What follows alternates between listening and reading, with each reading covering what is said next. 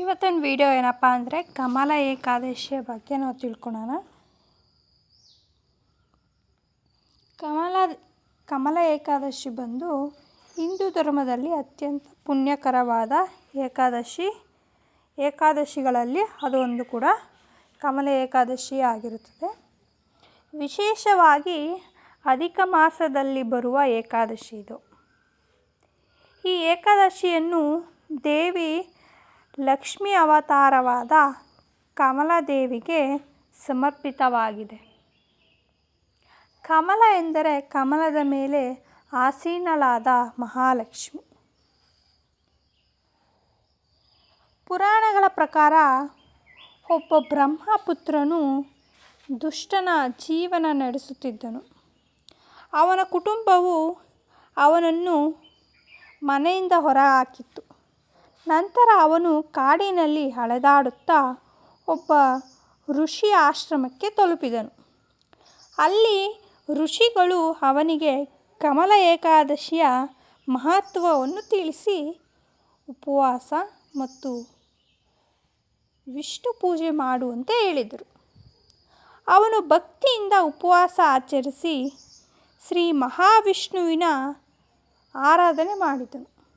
ಅದರ ಫಲವಾಗಿ ಅವನ ಎಲ್ಲ ಪಾಪಗಳು ನಿವಾರಣೆಯಾಗಿ ದೇವಿ ಲಕ್ಷ್ಮಿ ಕೃಪೆ ದೊರೆಯಿತು. ಬಳಿಕ ಅವನು ಸುಖ, ಐಶ್ವರ್ಯ ಮತ್ತು ಶಾಂತಿಯನ್ನು ಪಡೆದನು.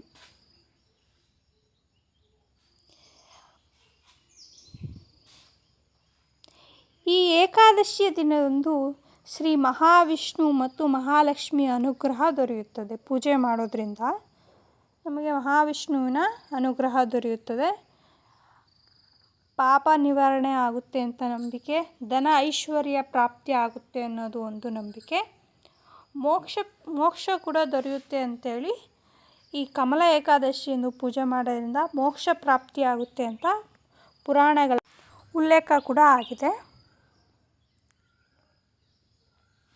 ಈ ಕಮಲ ಏಕಾದಶಿ ದಿನ ಏನು ಮಾಡಬೇಕಪ್ಪ ಅಂತಂದರೆ ನಾವೆಲ್ಲ ಬೆಳಗ್ಗೆ ಸ್ನಾನ ಮಾಡಿ ವಿಷ್ಣು ದೇವರಿಗೆ ಪೂಜೆ ಮಾಡಿ ಉಪವಾಸ ಮಾಡೋದು ಮತ್ತು ರಾತ್ರಿ ಜಾಗರಣೆ ಮಾಡೋದು, ವಿಷ್ಣುವಿನ ಭಜನೆ, ಕತೆ, ಪುರಾಣ ಎಲ್ಲ ಕೇಳೋದು, ಇನ್ನು ಕೆಲವೊಂದು ಮಂತ್ರಗಳನ್ನ ಜಪನೆ ಮಾಡೋದು.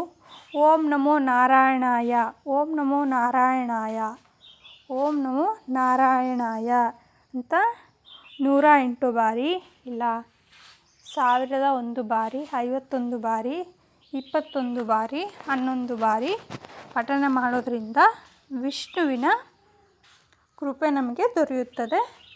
ಮತ್ತು ಕಮಲ ಏಕಾದಶಿಯ ಒಂದು ಮಂತ್ರ ಕೂಡ ಇದೆ. ಓಂ ಶ್ರೀಂ ಹ್ರೀಂ ಕಲಿಂ ಕಮಲಾ ವಾಸಿನ್ಯೇ ಸ್ವಾಹಾ. ಈ ಮಂತ್ರವನ್ನು ಜಪಿಸಿದರೆ ಮಹಾಲಕ್ಷ್ಮಿಯ ಕೃಪೆ ದೊರೆಯುತ್ತದೆ ಎಂದು ನಂಬಲಾಗುತ್ತದೆ.